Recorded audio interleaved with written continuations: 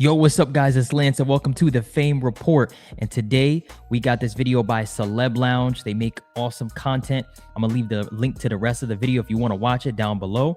But this video is Eminem tries to destroy Diddy.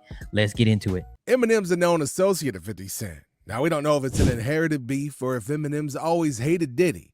He took the first shot at Diddy in the diss track from Machine Gun Kelly, where he said, "The day Diddy admits that he put the hit out that got Pac killed." Got the Diddy okay, so you spent your whole day shooting a video just to fucking dig your own grave. Got you get your own way. Now, Drake hated Diddy too, and the whole issue started from him releasing a 0 to 100 rap song. Now, apparently, it was Diddy's beat. Now, he didn't like it and gave it to BBL Frizzy. Now, the song ended up topping the charts, and the diddler did not like that one bit. I love when Kendrick says this. Kendrick, I like Drake with the melodies. I don't like Drake when he act tough. I've been saying for years, I don't like, I say I don't like when Drake sings. I like when he raps. I've been saying, when Drake did that video back in the day, I don't remember what video it was. It was when he had the hoodie on and the headlines, and it looked like they was all like a flash mob that was going to run up in a store and steal every goddamn thing. Like they just couldn't wait to run up in H&M or something and just take everything off the fucking shelf. Like that's what I didn't like that either. You gonna make a nigga bring back Puff? Let me see if Chubbs really crashed something. That's a reference to when I didn't get this. Puff slapped him, right? Well, Puff allegedly slapped Drake. I'll never forget that night either. You were there? No, I woke up and my phone was ringing. I'm gonna tell you something. I can say this without a shadow of a doubt, and this is true. The industry is behind the scenes. They've always been against Drake. Like they've always actively rooted against Drake. Why? I do not know. Probably just because he's from Canada and he's winning. Probably because he's from Canada and he's not. He's probably because he's not American. I don't know. Like I don't think that's it. Yo, Drake used to say this in his raps, and he used to talk about the industry plotting him against him. He was not lying. I'm not even going to sit there and tell you no lie. Because whenever stuff like this used to happen to him, my phone would go crazy. Well, who the fuck is the industry? And it wouldn't be like regular people. It'd be like execs and like managers. Yo, pause. Can you imagine the amount of information Charlemagne has that he's not exposing? Like, it's got to be crazy, right? Like the fact that he said execs were hitting him up, not just, random people. Back to the video. And shit like that, like, yo, Diddy just slapped the shit out Drake. I'm like, really? And I'll never forget that night. So Drake's not paranoid when he says these things. I just feel like why and who would be behind it if the industry is benefiting off of him? All right, listen, hate, jealousy, bro. and envy is a real thing, yeah.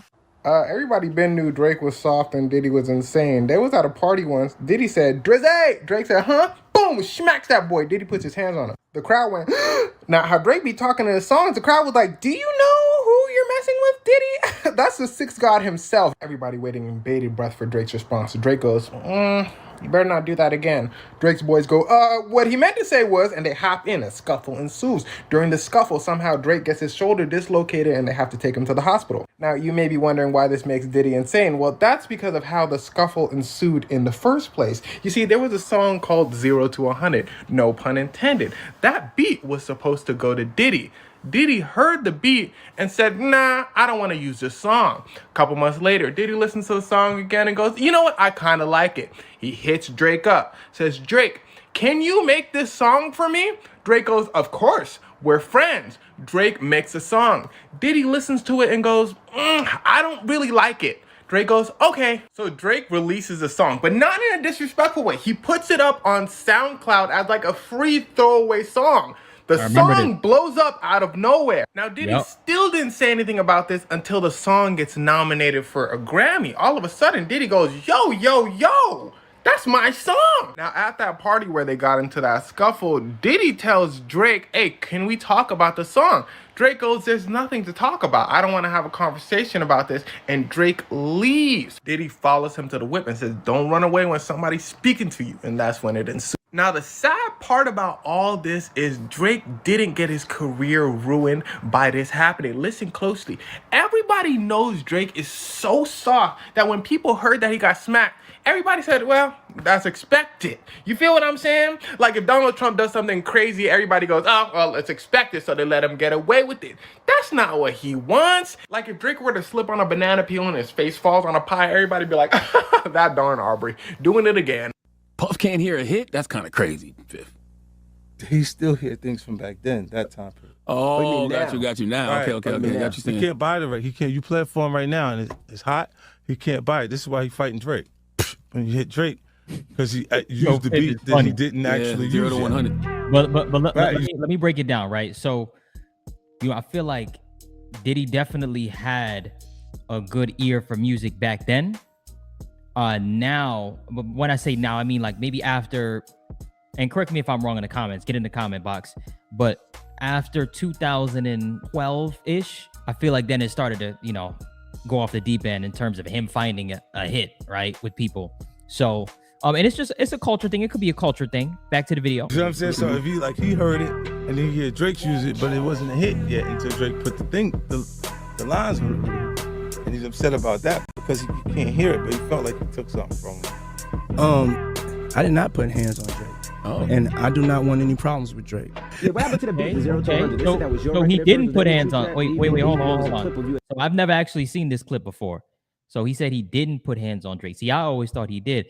Yeah, so he may be trying to save face, right? But let's see what he says.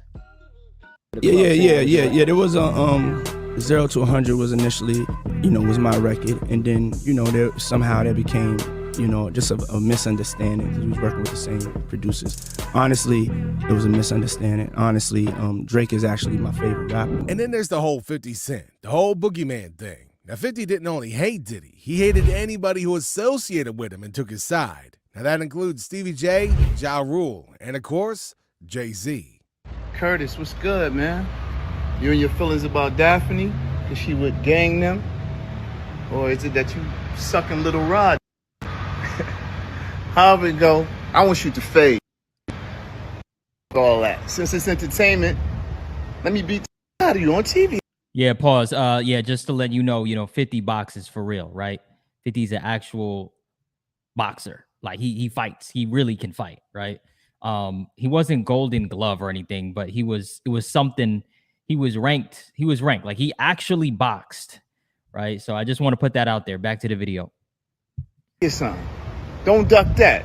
I'm calling you out. What you want to do, Curtis? Curtis! You saw Stevie Jay say he want to fight, shoot the one-on-one with 50. He want the one-on-one. Stevie Jay came out and said he want to fight 50. Okay. Niggas is upset. Fight him. Yeah, there you go. He'll fight. He'll fight. You're stupid. Nah, Stevie J's my man. That's my man too, but I ain't mad at looking at a good fight. Hey, if niggas gonna fight, I'm gonna watch. Do you think, now, I have a question for you guys. Do you think that when niggas say I want to fight in the ring for charity, they're safeguarding themselves? Yes. Because I know some niggas that meet you, I say, yo, big dog, meet me down by the... Definitely safeguarding. And then meet you and get the one-on-one. Anytime niggas start talking about fighting for charity and donate the money to your favorite charity and cameras and put up the money, please. I don't think none of those actually ever go through. That's why. None of those go through. So I forgot who was calling me to set this up with me and somebody. Yeah, I don't think calling him out's a good idea, Stevie. Glad I'm not the only one who thinks he can beat him up. Gene Deal doesn't believe he can either. Way back when Stevie J first came to Bad Boy, after they left Uptown Records and everything like that, and Stevie J and Puff fell out real bad over, it could have been producer credits and the whole 9 yards, but Stevie J didn't F with him until Love and Hip Hop. When Stevie J went to Love and Hip Hop and he became famous from that, Puff called him over there and they had a meeting. And I guess they rekindled their friendship. Because I used to bodyguard Stevie J. And, go to different clubs. I got pictures and everything. Stevie J didn't mess with Puff, until after that Love and Hip Hop thing went down, So now they back cool. What got me about the stuff like that them being back cool, that Stevie J went on TMZ and was speaking up on behalf of Diddy. Now, if anybody I want speaking up behalf of me, or I had anybody speaking up on my behalf, it wouldn't be Stevie J. You understand? I don't think that an individual of his caliber is capable or can be trusted in a way that I would like for him based on his actions on television and who he is as a person, what he has been shown as an individual is a type of individual that I would have speaking on my behalf. Come on, we know he's a drug abuser. We know that he's been seen putting his hands on women in the wrong way. And I don't know, that shit is crumbling, man. You know what I'm saying? But you know, you can always say this, man.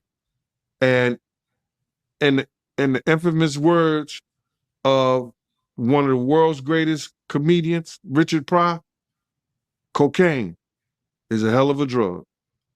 Why you say that cocaine is a hell of a drug? Because LaRob said that they be doing the liquid cocaine in the bottles, in the Ciroc bottles. We know Stevie J been in countless rehabs back and forth. We know, we've heard of Puff. Hey, man, look. They do a lot of wild stuff at these parties now. Let's not put it past them, okay? So I'm just saying, come on now. We're in 2024. Back to the video. Being in rehabs, secretly going to rehabs too. So, my man, when you get on those type of psychotropical, I think it's psychotropical drugs, man, and you start believing your own bullshit, and them two individuals together, man, you know they got to be crazy. Some got to be wrong with when he sit up there and he said that he want to challenge 50. And I don't know much about that clout shit. Him challenging 50 to a fight, and we seen how 50 Cent, we seen how Stevie J fight on Love and Hip Hop and all that other bullshit. Him, Scrappy, him, this other cat. 50 different. My man, there's no way. There's no way. Yeah, 50 different. He don't want it with 50, bro. That's if that ain't cocaine, the Pope ain't Catholic. I seen this clip. So you feel like 50 Cent would give Stevie J that work? It wouldn't even be a job. 50 Cent will whoop. 50 Cent will whoop niggas like Stevie J on the way to a real fight. Bingo. You seen 50 fight before? I ain't never seen 50 fight. I seen some tapes of him get down on that end, but I never seen him fight in person. But I know the demeanor of a man. I was with 50 Cent on a couple of occasions, and one occasion, it was just me and 50 and about probably 6 other dudes that didn't want to get out the car because he was ready to get down. Diddy's former personal assistant and rapper, Farnsworth Bentley, is also one of those who stayed away from Diddy, although he did it too little too late. But once he got wind of what was happening. Yo, this guy right here that you're looking at, that Farnsworth, he's always with Diddy. He was always seen with Diddy. So once we hear him speak up, then, you know, okay, right? But so far, I'm just going to be honest, a lot of it has been allegations. Now, I will say the people that are coming out are credible people, though. Some of them were actually in the camps, right? So why would they lie, right? But evidence is evidence, okay? So, I mean, that's a part of it, though. That's a part of it, right? That's a part of the evidence. If you in the camp and you speaking up about something because only you were in that camp, that's different. Now, let's talk about what we came here to talk about, which is Eminem. Diddy's not stepping to Eminem. Let's just keep it G, okay? That's not happening. And then nor Eminem to Diddy, though. That's two totally different worlds. That's like gonna be on different planets, right? So, but M did, you know, come at Diddy in that track back in the day, right?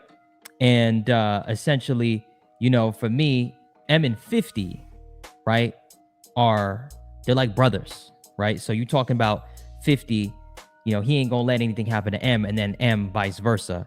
especially when it comes to this Diddy situation. So that's what I have to speak on when it comes to that. All right. But yeah, I mean, that's pretty much it for this video. Appreciate you guys supporting. Thank you for watching. Make sure you slap the like button and kick the subscribe button for more. Until next time, peace.